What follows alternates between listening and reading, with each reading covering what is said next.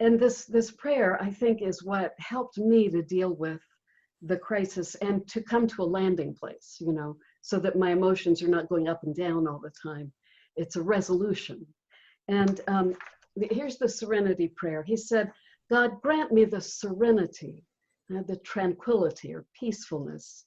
God, grant me the serenity to accept those things that I cannot change, the courage to change the things that I can, and the wisdom to know the difference. The serenity to accept what I cannot change, the courage to change what I can, and the wisdom to know the difference. It's called the Serenity Prayer of Reinhold Niebuhr. I think it's a beautiful prayer. It is a beautiful prayer, and I was just a child the first time I saw it, and it hit me so hard. I thought, well, that would solve basically all your problems in life. Just heading into adult life, that sums it up. Because just you keep asking Frederica, God, give me wisdom. Listening to this prayer, I mean, I just wrote down the word acceptance and the word courage from this prayer. And you know, when you were reciting the prayer, I thought how one can come to this acceptance, because you know the fear, the illnesses, anxieties are part of our life, and I personally find it sometimes really, really hard to deal with it.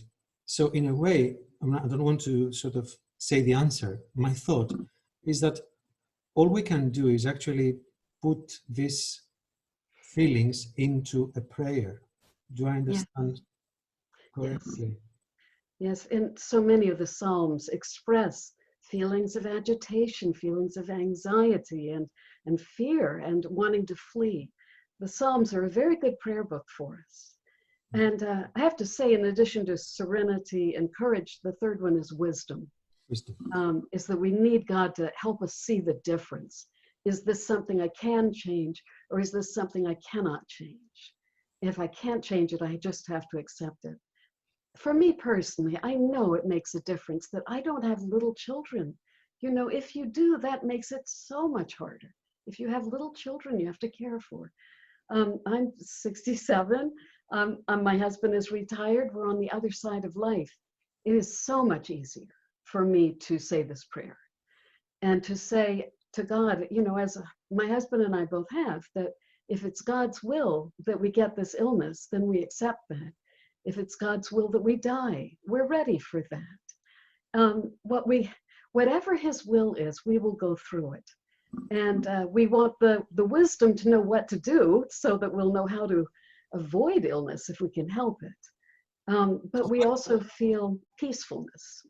When I saw that serenity prayer as a child, I decided very quickly that I was going to accept things that I knew I couldn't change. And I think that has made me calmer all my life.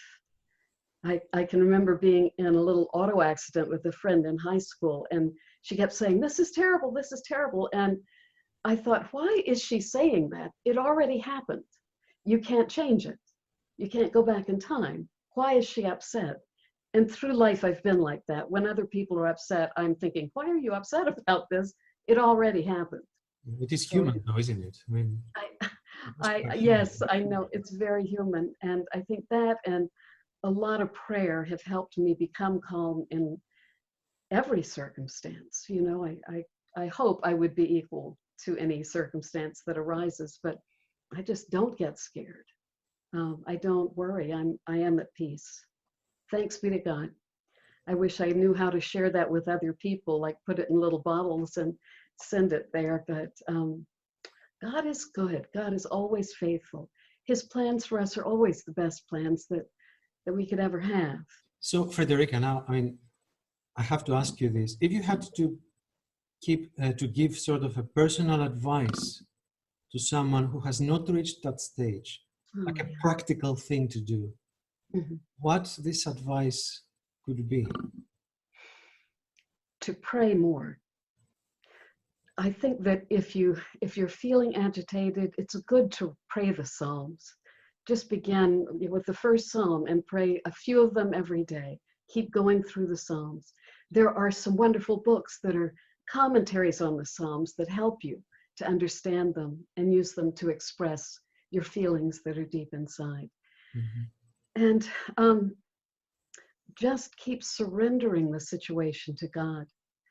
You have to couple that with being very, very wise and making the right choices and being courageous and valiant to defend your family any way that you know, to ask for wisdom so you'll make the right decisions.